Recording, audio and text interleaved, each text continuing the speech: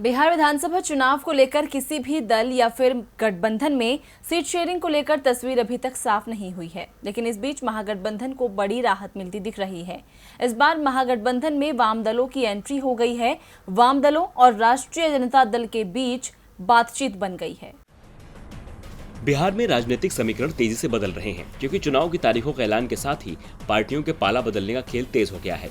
दोनों गठबंधन में शामिल मुख्य पार्टियां एक दूसरे को हजम नहीं कर पा रही हैं। यही कारण है कि सभी राजनीतिक दल दो प्लान लेकर चल रहे हैं कि अगर यहां दाल नहीं गली तो अपने दूसरे प्लान पर काम करेंगे। जी हां, बिहार विधानसभा चुनाव को लेकर किसी भी दल या फिर गठबंधन में सीट शेयरिंग को लेकर तस्वीर अभी तक साफ नहीं हुई है।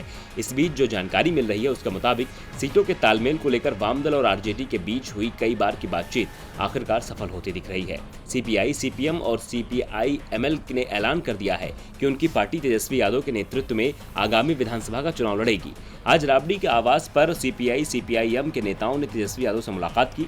दरअसल दोनों दलों के बीच बिहार में टिकट बंटवारे को लेकर राज्य स्तर पर कई राउंड की वार्ता हुई थी, लेकिन अब तक बातचीत नहीं बन पा रही थी। लेकिन इस मुलाकात के दौरान सीटों को लेकर बातचीत भी हुई, जिसके बाद बाहर निकलकर सीपीआई, सीपीआईएम ने ऐलान कर दिया कि इस बार वो महागठबंधन के साथ मिलकर चुनाव लड़ेंगे। वहीं बातचीत के बाद आरजेडी के प्रदेश अध्यक्ष जगदानंद सिंह ने बड़ा बयान देते हुए कहा कि जल्द ही पार्टी सीटों के साथ प्रत्याशियों के नामों का ऐलान भी करेगी।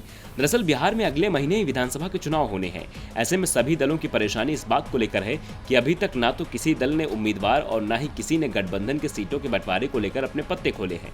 बिहार में 3 चरणों में वोटिंग है, जिसके बाद मतों की गिनती 10 नवंबर को की जाएगी। ऐसे में पार्टियों के पास पहले चरण के चुनाव के लिए 1 महीने से भी कम का समय बचा है।